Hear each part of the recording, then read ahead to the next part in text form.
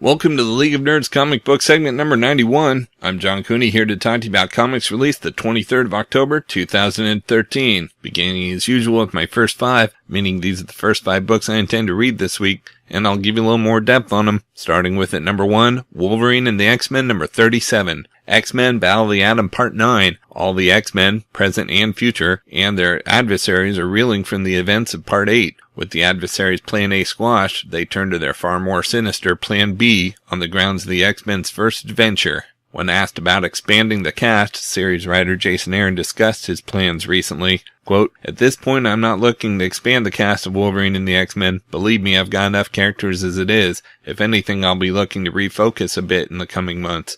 After all the big craziness of the Hellfire Saga and the Battle of the Atom had passed, there are some characters we won't have seen for quite a while by then. Hey, whatever happened to that Kid Gladiator guy? So we'll be catching up with them instead of introducing any new faces." Wolverine and the X-Men will continue to try to strike a balance between stories about the kids as students and the X-Men as teachers, just as it always has. It's very much about the school as a whole. But no, I don't expect to be dramatically expanding the role the new X-Men kids are playing other than occasional appearances like Rockslide in the Murder Circus arc. The spotlight will remain on the same cast of kids that the book has developed over the course of its first 35 issues. 35, really? Wow, it's been a crazy couple of years. That said, fans of the new X-Men may want to go ahead and circle Wolverine and the X-Men 42 on their calendars. That's all I can say for now. Close quote.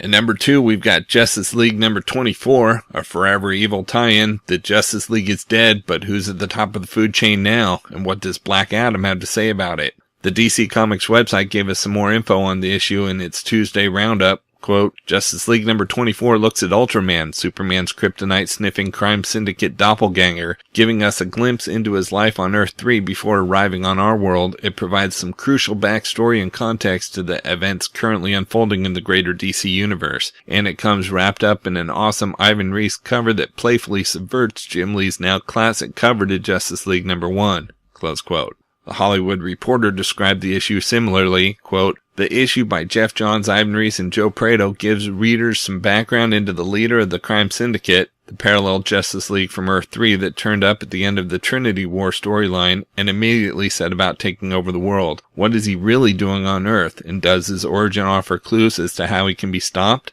Spoilers, kryptonite isn't going to be any use. That just makes him stronger." Close quote.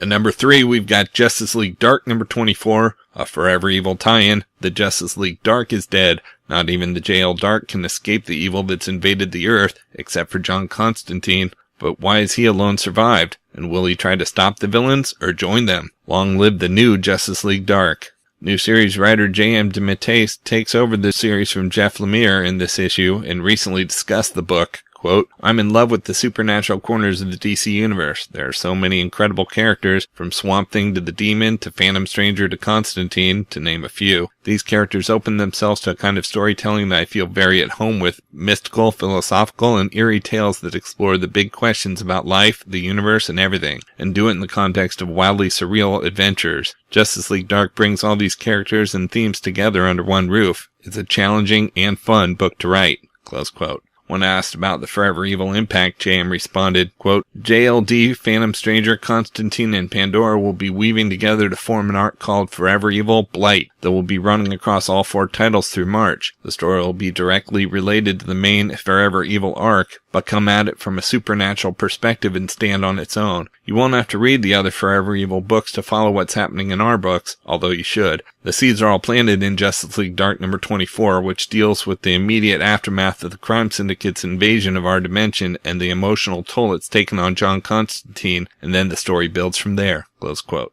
At number 4, we've got Uncanny Avengers number 13. Ragnarok is now. Against his master's orders, a deranged and vengeful Sentry kills an Uncanny Avenger. No hoax, no dream, and only the first casualty of many. To allow reinforcements from other eras, the Wasp must find and destroy the twins' tachyon transmitter, but first she'll have to defeat the Grim Reaper. Scarlet Witch makes an impossible choice that will define her forever. Sunfire and Rogue, alone without backup, must defeat the combined might of both Apocalypse twins or watch the end of our world. Series writer Rick Remender explained the impact of the state of the heroes of the Marvel U. Quote, "They're failing. That's what we've been seeing in the Marvel Universe for some time. Heroes failing to act heroically on some level. From Civil War to Schism to AVX, We've had heroes fighting each other rather than focusing on evil. That's a big part of what my story is. We haven't gotten to the punchline yet, but we're getting close to where the consequences will become clear. The heroes aren't working together, they have disagreements, they see things differently, and they continue to be sort of incapable of overcoming those differences and seeing eye to eye enough to work together. Ragnarok now is the ultimate consequence of Civil War, AVX, as well as Wolverine's actions in Uncanny X-Force. It's the ultimate consequence of heroes not acting heroically. The point of the first 22 issues of Uncanny Avengers is that there's consequences when these heroes don't work together.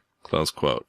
And at number 5, we've got Young Avengers number 11. They say you can never go home. For the Young Avengers, it's not true. They can go home. It's just that if they do, the universe may end. Better not go home then, eh? What are you doing, Young Avengers? You decide to go home? Yeah, you guys. Is Kate Bishop an enemy in waiting? Is this the last we'll see of the lovable, strangleable Kid Loki? Are rhetorical questions a cheap device when writing solicits? All answers revealed, except the last one, which you'll have to work out by yourselves. Series writer Kieran Gillen explained his collaboration with artist Jamie McKelvey.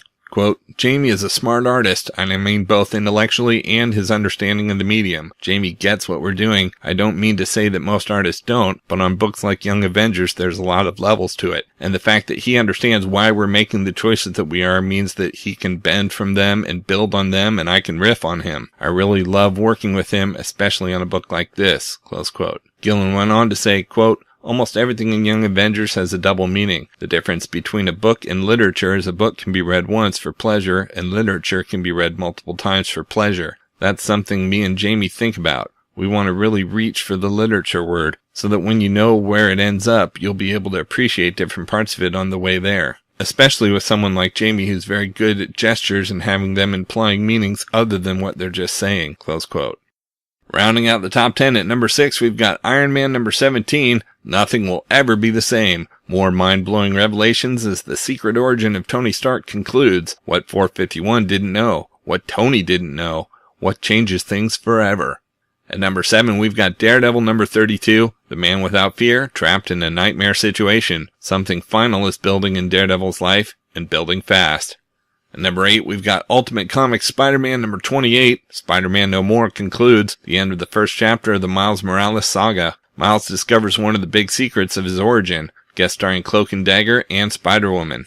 At number 9, we've got Nova number 9, Infinity tie-in. The events of Infinity have Sam Alexander in over his head, but he's about to get back up from some nice, entertaining wallflowers who, okay, this is exhausting. They're a couple of dudes from the New Warriors. Will Nova help them put their team back together? And at number 10, we've got Infinity the Hunt number 3 of 4. Thanos' forces have attacked the Earth, but what part of his plan involves the super youth of the world? See the attacks on the Avengers Academy, Jean Grey School, Future Foundation, Braddock Academy, Wakandan School of Alternative Studies, the Pan-Asian School for the Unusually Gifted, and the Latvarian School of Sciences. The students of all the world's super schools try to put into play everything they've learned as they fight side by side with their super teachers. For the best of the rest this week from DC Comics, we've got Batman The Dark Knight number 24, the penultimate chapter of the Clayface arc. And we've got Catwoman number 24, It's Time, Catwoman versus the Joker's daughter deep in the Gotham Underground.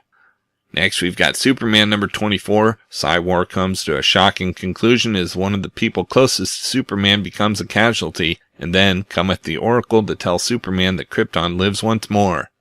Next, we've got Talon number 12. Lives hang in the balance as Talon rushes back to Gotham City to stop the Court of Owls from taking apart his life once and for all. But will Batman stand as his ally, or stand in his way? We've also got Teen Titans number 24. As forever evil spreads across the world, where have the Teen Titans gone? Find out when they are and why the Titans definitely aren't together. And we've got Tom Strong and the Planet of Peril number 4 of 6. The remaining members of Smash go up against dozens of bikers in a battle over much-needed humanitarian supplies, but not even help from Tom Strong and all their gods can keep the entire convoy safe. From Marvel Comics, we've got FF number 13, Doom the Annihilating Conqueror Ascends. Is this the beginning of the end of everything? Who watches the We Watcher? What is the horrible secret of Underspace? And 2 students transfer in at the best, worst moment imaginable. Finally, more kids. Next, we've got Indestructible Hulk number 14, Hulk Agent of Time, Part 5. We've also got Infinity Heist number 2 of 4, Thanos' armies invade. It's the perfect cover for the crime of the century. But as Spy Master unveils his plan, what the hell's wrong with Blizzard? Frank Thierry and Al Barrionuevo continue this trip to the dark side. We've also got Savage Wolverine number 10, part 2 of a futuristic sci-fi Wolverine adventure from fan-favorite writer-artist Jock. Logan has managed to survive so far on the alien planet he's been forced to call home, but now a mysterious child has arrived on the planet with the single-minded mission to kill Wolverine. When the truth of the child's past and its connection to Logan's own is revealed, Logan will have more than mere survival on his mind. Next, we've got Superior Spider-Man Team-Up number 5, The Superior Six begins. For months, Spider-Man has been collecting the members of the Sinister Six, holding them captive. But why? Is Dr. Octopus finally showing his true colors? Everything has been building to this. We've also got Thunderbolts number 17, Infinity Tie-Ins. The Bolt's perfect plan is going off the rails in Thanos' wake. One of the Black Order sets her sights on the Red Leader. From Dark Horse Comics, we've got the massive number 16. In the rugged North Sea, the crew of the Capitol come across a rogue group of whalers, persistently hunting despite the realities of the crash. When Callum Israel and his crew intervene, they come face to face with centuries of tradition and what is referred to as the old ways. From IDW Publishing, we've got Star Trek number 26. The conflict between the Klingon and Romulan empires erupts, with Captain Kirk and the crew of the Enterprise trapped in the middle. Don't miss the newest chapter of the ongoing series overseen by Star Trek Into Darkness writer-producer Roberto Orci. From Image Comics, we've got The Bounce number 6. Big secrets revealed this issue. What has the darling seen that has changed him forever? Is there anything worse than the death of a hero? And what does that mean for the Bounce and the twisted world he lives in? Meanwhile, the Vamp makes her big move. Next, we've got Clone number 11. Following the events of last issue, Luke Taylor's life is spun off in a startling new direction. Hounded by a new enemy, can he save himself one clone at a time? We've also got Pretty Deadly number 1. Kelly Sue DeConnick and Emma Rios reunite to bring you an all-new ongoing series that marries the magical realism of Sandman to the western brutality of Preacher. Death's daughter rides the wind on a horse made of smoke, and her face bears the skull marks of her father. Her tale of retribution is as beautifully lush as it is unflinchingly savage.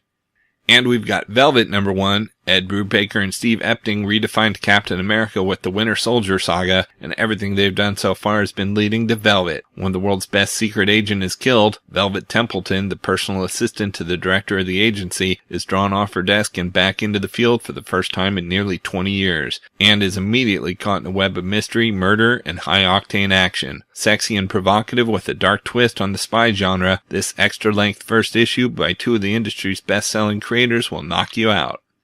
From Valiant Entertainment, we've got Harbinger number 17, a prisoner of the Harbinger Wars unleashed. While Peter and the Renegades deal with the devastating fallout of last summer's blockbuster crossover event, an unforeseen threat to Toyo Harada's empire lies dormant deep within the walls of Harada's own fortified prison facility. The Valiant universe gets larger as a fan-favorite character from Harbinger Wars makes their triumphant return.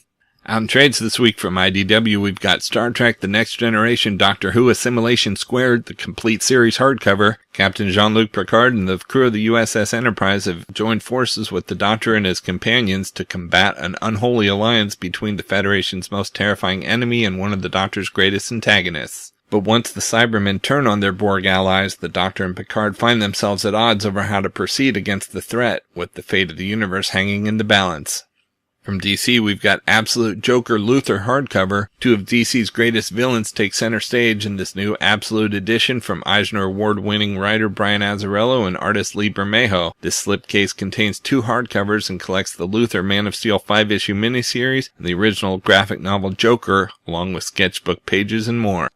And we've got Batgirl Volume 3, Death of the Family hardcover. The Joker is back and Barbara Gordon must confront her past as she deals with the crazed criminal responsible for crippling her. Plus, once the dust settles, Barbara must deal with her family demons as her psychotic brother James Jr. comes after her. Collects Batgirl 14 to 19, Batman 17, and a story from Young Romance number 1. Okay, so that's just a few of my favorite books out this week. There's still plenty of others available, and I broke out all the Marvel titles this week in their own video, as well as a separate video for all of DC, and even a video at the top independent publishers. You can find them all on my YouTube channel at he'sgotissues.com, and we'll also have links up on the leagueofnerds.com, our Facebook page, so be sure to like us there too. And of course, you can follow everything I'm reading on Facebook, Pinterest, Tumblr, or Twitter. You can find the links to everything in the About section at he'sgotissues.com. And a reminder that both He's Got Issues and the League of Nerds are proud members of the Comics Podcast Network. So until next week, I'm John Cooney, and I've got issues.